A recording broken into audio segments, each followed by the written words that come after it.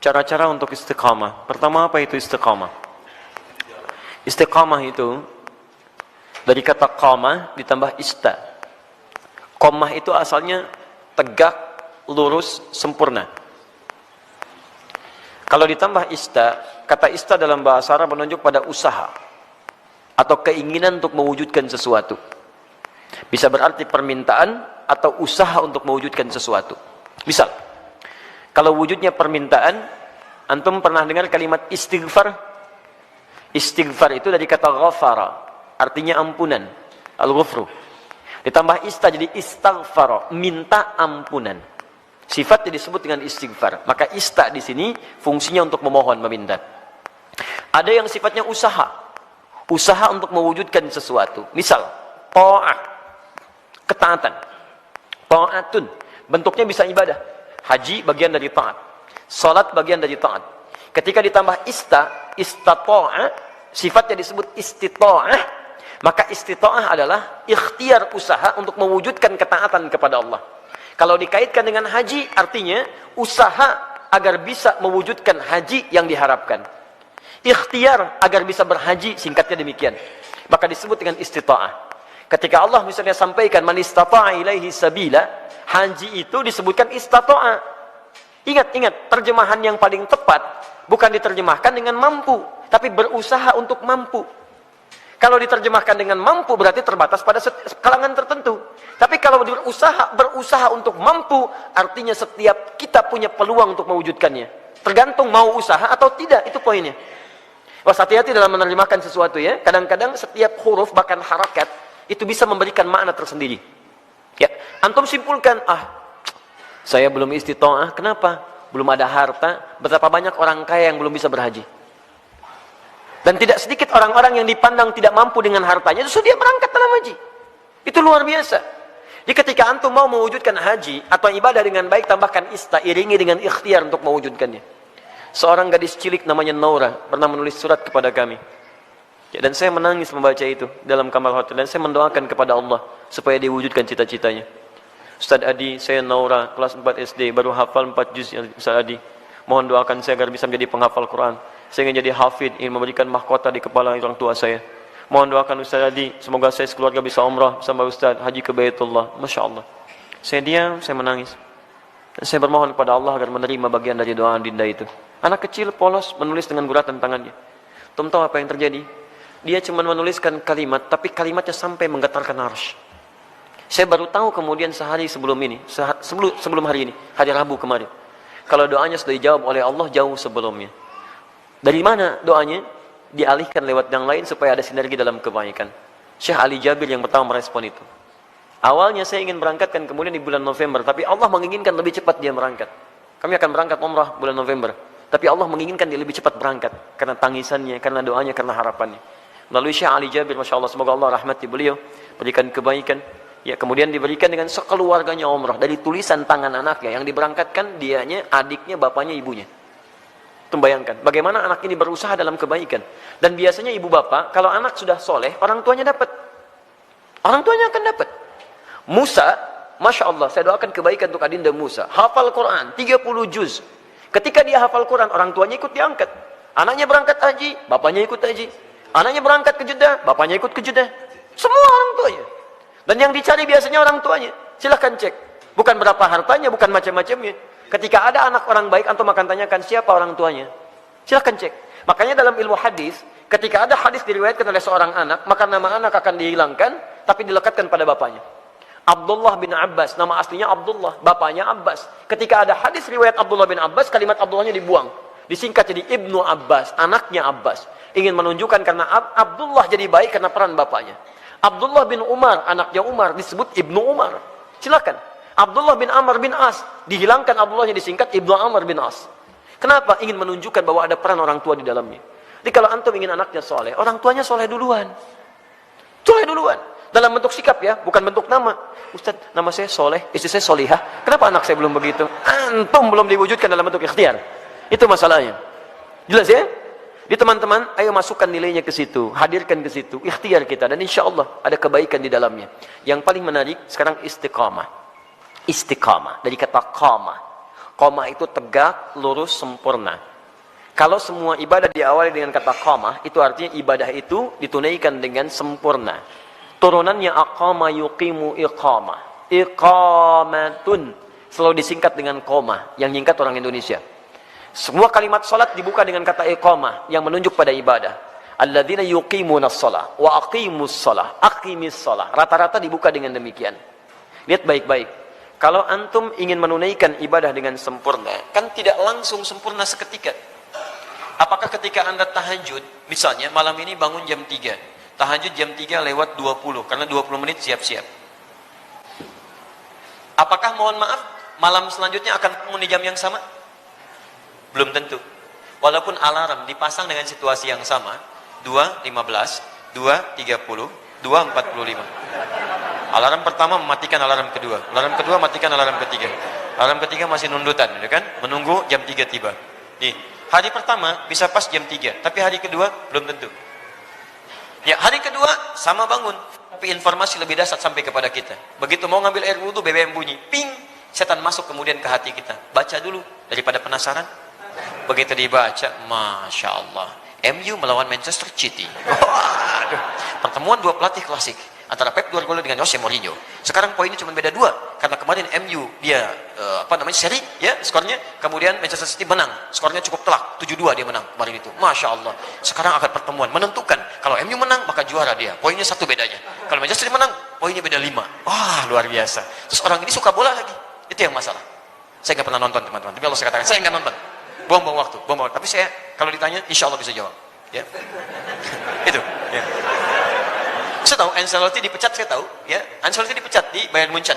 Ya, karena kemarin dia kalah juga. Ya, 3-0 kalah di Liga Champions. Ya, kemudian langsung seketika dipecat. Nanti isunya akan digantikan oleh Jurgen Klopp. Jurgen Klopp sedang melatih Liverpool sekarang. Ya, isunya musim ini dia akan selesai dan pindah lagi ke Bayern Munchen. Dia sebelumnya di Borussia Dortmund. Borussia Dortmund itu lawannya, ya, rivalnya adalah Bayern Munchen. Saya hafal itu. Udah. Sudah sini. Tapi sekali lagi saya nggak nonton. Ini 3.20. Antum berusaha ngatasi gangguan ini, berusaha untuk konsisten sempurna sesuai waktu dan keadaannya. Berusaha tambah ista. Dengan qamah. Disatukan jadi istaqama, yastaqimu, sifatnya disebut dengan istiqamah.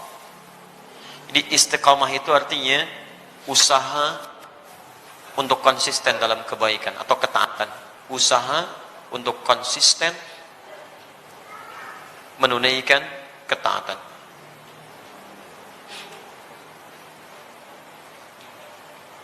Istiqamah tahajud, istiqamah puasa, istiqamah baca Al-Quran, istiqamah berdoa dalam kebaikan. Sekarang pertanyaannya, bagaimana cara saya bisa istiqamah? Itu pertanyaan terbesarnya. 1,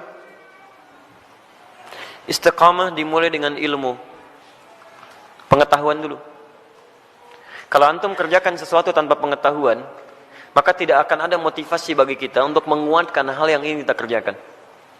Bahkan Nabi SAW pun ketika akan diangkat menjadi Rasul, kemudian diberikan tugas beliau untuk berdakwah, itu jedanya 5 tahun sampai berdakwah, dan dari jeda itu diberikan dulu bekal pengetahuan.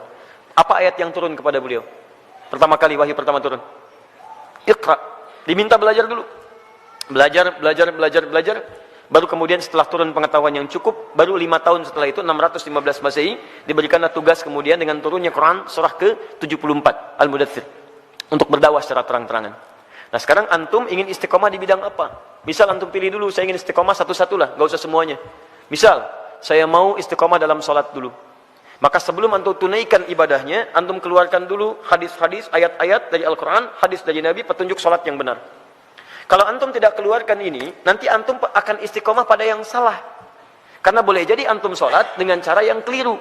Salah takbirnya, kemudian salah rukunya, salah sujudnya, maka turunkan kemudian pengetahuannya untuk memudahkan kita dalam menunaikannya. 1. Yang kedua, keluarkan kemudian motivasi-motivasi positifnya. Ya, keutamaannya. Keutamaan itu untuk selalu memotivasi kita kala kita sedang menurun, ya, dalam mengerjakan amal soleh yang dimaksudkan. Misal, itu boleh dituliskan. Saya ingin tunaikan tahajud, ingin istiqamah. Antum keluarkan keutamaan tahajud, tuliskan. Ada 4 keutamaan tahajud dalam Al-Quran. Quran surah 17 ayat 79 sampai dengan 81, paling kiri sebelah atas. 1, mengangkat karir di tempat terbaik. Asa ayyab'atsaka rabbuka maqaman mahmuda. 2, mendapat bimbingan Allah saat menjalani aktivitas. Wa rabbi adkhilni mudkhala sidqin. 3, mendapat bimbingan Allah keluar dari kesulitan. Wa akhrijni mukhraja sidqin.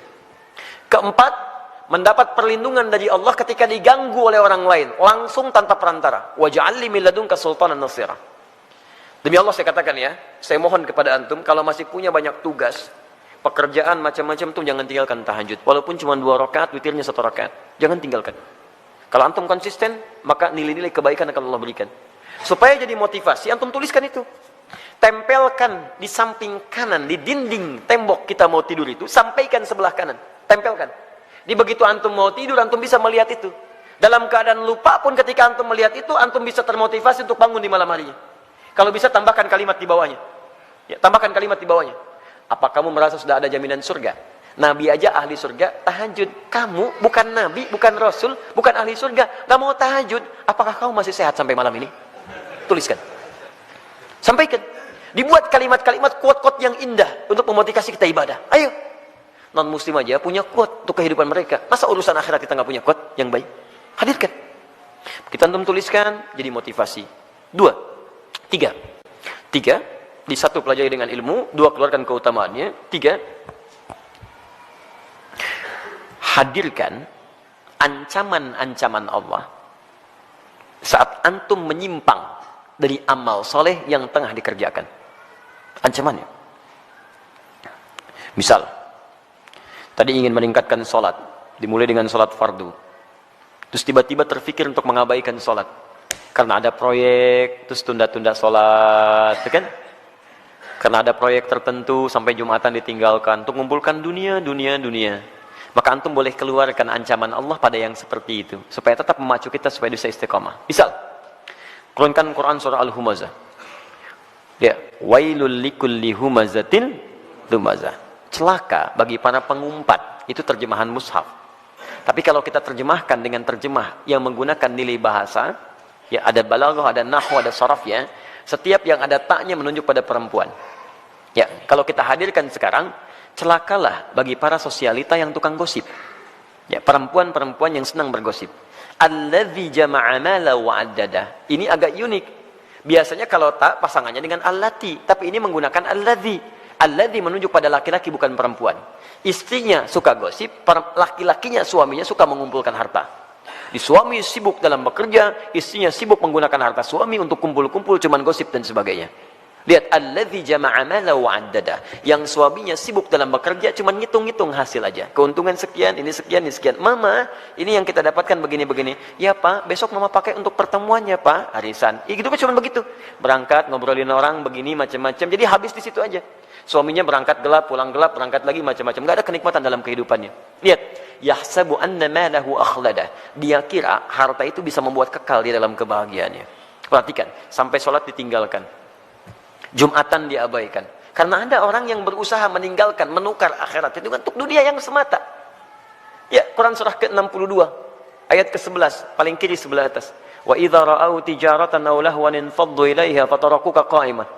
Kul ma 'indallahi khairun minallahi wa minat tijarah. Ada sementara orang yang ketika engkau berkhutbah Muhammad, tiba-tiba maaf, dia meninggalkan engkau sendirian berkhutbah, dia kejar kemudian kafilah-kafilah dagang itu. Ayat ini turun, ini sebagai pelajaran karena dulu di awal masa Islam, awal Jumatan, Nabi sedang khutbah, tiba-tiba muncul kafilah dagang. Diskon besar, 90%, 90% lewat tuh, samping masjid. Mereka yang masih lama iman meninggalkan Nabi berkhutbah, mengejar barang dagangan itu. Lihat, selalu rumusnya begini. Kalau tidak disebutkan di Quran siapa orangnya, kapan kejadiannya, artinya kejadian itu akan berlaku umum di masa-masa selanjutnya. Dengan situasi yang berbeda. Masya Allah, antum bisnis nih, keuntungannya 10 miliar teman-teman sekalian. Tapi tanda tangannya dilakukan pas saat sholat Jumat. Pilih mana antum? Ngejar proyek 10 miliar, atau antum Jumatan dulu baru kemudian kejar proyek itu? Pilih mana? Pas tanda tangannya waktu Jumat. Yang kalau dalam ikhtiar manusia, maaf, ikut Jumat dulu lewat proyek ini. Ambil proyeknya, tertinggal Jumatnya. Pilih mana? Ikut Jumat atau ambil proyek. Dan tidak ada pilihan yang ketiga, ikut Jumat dapat 10 miliar. Nggak ada. Nggak usah maksa antum, di sini saya tegas. Waktu kita terbatas. Ini yang tidak mudah. Maka bagi yang seperti ini, ada muncul ancaman Allah di dalamnya. Lihat ancamannya positif. Qul ma indallahi khairum minal lahwi minat tijarah. Katakan Muhammad pada orang-orang yang masih senang dengan yang seperti itu, menukar akhirat dengan dunianya, atau hanya senda gurau aja, canda dia dengan yang seperti itu, cuman canda aja. Allah sudah siapkan ganti yang terbaik untuk dia. Apa alasan paling logisnya? Wallahu khairur razikin, saya yang tentukan rezekinya. Ayo kamu ikut ke sana, saya buat kecelakaan di jalan. Ayo kamu dapatkan itu, maut sudah menanti kamu sekarang. Jumat tidak dapat, harta nggak diperoleh. Mau apa kamu? Kalau dia mau datang dulu, saya ganti dengan yang lebih baik. Dia dapatkan proyeknya, dia dapatkan ketenangannya. Diberikan yang terbaik. Tapi kalau antum paksa tinggalkan itu, maka ayat diteruskan. Yahsabu anna malahu akhlada. Kalla layumbadanna fil hutamah. Bagi orang yang rela meninggalkan ibadahnya, hanya untuk urusan dunianya, dunia dibagi dua. Tijarah untuk bisnis, lahun untuk yang tidak bermanfaat. Ninggalin tahajud cuma untuk sekedar nonton-nonton yang tidak jelas. Ninggalin sholat hanya untuk sekedar nonton-nonton yang tidak jelas. Ada konser, ayo lewat. Isanya, maghribnya, ayo lewat. Silahkan. Beli tiket, beli ini, beli itu, ayo. Ada yang joget-joget, ada yang macam, ada yang mabuk ini itu. Dia itu lahun namanya. Dia kira akan abadi dengan keadaannya. Lihat baik-baik. Saya siapkan neraka spesial, namanya Hutamah. Wa ma adraka mal Hutamah? Tahukah engkau apa tipikal neraka spesial Hutamah itu? Narullahil muqadah. Neraka itu spesial karena akan dibuat membakar dari ujung sampai dengan kedalamannya. Lihat. Allati tattali'u 'alal afidah, sampai dengan ke otak yang paling dalam. Innaha 'alaihim mu'sadah. Kalau dia enggak berubah, dia neraka itu mengintai menunggu. Kamu cepat pulang ya, saya tunggu. Cepat pulang, saya tunggu. Fi 'amadim mumaddadah, dan dia tidak dibiarkan tapi terikat secara singkat. Orang yang hidupnya mau meninggalkan ibadah hanya untuk urusan dunia, maka di nerakanya nanti, di neraka gambaran singkatnya, itu akan diikat begini. Bukan dilepas. Karena nanti ada orang di neraka yang biasa itu dilepaskan. Begitu haus dia ngambil air, airnya dari timah, ambil. Mau makan, makannya dari duri. La yusminu wa la yughni min ju'. Ayo ambil dan sebagainya. Tapi yang ini enggak punya kesempatan, diikat begini. Cara membakarnya, kalau yang lain apinya langsung, kalau ini tidak. Dari ujung kaki seperti dilas. Sampai dalamnya matang. Dan ini tidak akan pernah naik kalau belum matang. Awas, matang dulu. Begitu sudah matang naik, yang ini sembuh, ini matang dulu, sampai ke ujung akal yang paling dalam, al-afidah. Afidah itu jamak dari fuad, yang menentukan, yang merancang kegiatan kita. Seakan-akan Allah katakan begini, ini isi otak kamu ini apa sih? Yang lain masih mikir sholat, baca Al-Quran, macam-macam. Otak kamu ini lagi, maksiat lagi. Sampai meninggalkan ibadah, saya bakar sampai ke otak yang paling dalamnya. Supaya nampak isi otak kamu ini apa? Terus, dan diikat. Kalau mau coba silakan. Tapi disampaikan supaya kita tidak masuk ke dalamnya. Makanya antum keluarkan, tuliskan ancamannya. Begitu sudah seperti itu, maka berusaha untuk mewujudkannya. Bismillah, antum berdoa kepada Allah. Yang terakhir berdoa. Minta supaya dikuatkan oleh Allah Subhanahu wa taala. Ya, minta supaya dikuatkan oleh Allah Subhanahu wa taala. Makanya nanti ada doa-doa. Ya, ada doa-doa untuk bisa dikuatkan dalam keimanan. Allahumma tsabbit qulubana ala dinik. Ya Allah, kuatkan hati kami ya Allah, dalam tuntunan agamamu. Rabbana la tuzigh qulubana ba'da idh hadaitana. Ya, wa hab lana min ladunka rahmah innaka antal wahhab. Ya Allah, jangan geser keadaan hati saya setelah saya kuat berada di jalan-Mu ya Allah. Anugerahkan saya keturunan terbaik untuk menjaga iman kami ya Rabb. Jadi, belajar ilmunya, belajar ketentuannya, hadirkan motivasinya, jauhi kemudian ancamannya, setelah itu berdoa kepada Allah untuk dijaga. Dengan itu, fammastaqamu, disebutlah orang ini istiqamah. Tatanazzalu alaihimul malaikah, maka diturunkan oleh malaikat untuk menjaga sifat istiqamahnya. Nanti ada bisikan dari malaikat. Ada bisikan, masuk lewat sifat takwa. Dia orang istiqamah itu kalau ikhtiar tadi 4 ditempuh dengan baik, maka malaikat turun untuk menjaga dia. Tatanazzalu alaihimul malaikah, dijaga oleh malaikat. Apa penjagaannya? Bisa penjagaan terus kepada ibadah dan dijaga dari maksiat. Yang kedua, dijaga supaya tidak bersedih dalam kehidupannya. Allah khaufun alaihim walahum yahzanun. Dijaga supaya tidak sedih, artinya dia tenang. Dan dijaga supaya tidak gelisah, artinya dia senang dalam kehidupannya. Maka kalau malaikat sudah turun, Masya Allah, antum bisa rasakan sendiri. Dulu ketinggalan sholat fardu terlambat, biasa-biasa. Sekarang ketinggalan tahajud menyesal antum. Ya Allah, ya Allah. Hebatnya, begitu ada pikiran maksiat, langsung diluruskan oleh Allah. Itu nggak baik buat saya, tinggalkan. Itu nggak bagus, tinggalkan. Nah, jadi demikian caranya bagi teman kita yang di Jember. Semoga Allah bisa berikan kebaikan-kebaikan untuk kita semua dan bisa menghadirkan sifat istiqamah dalam kehidupan kita.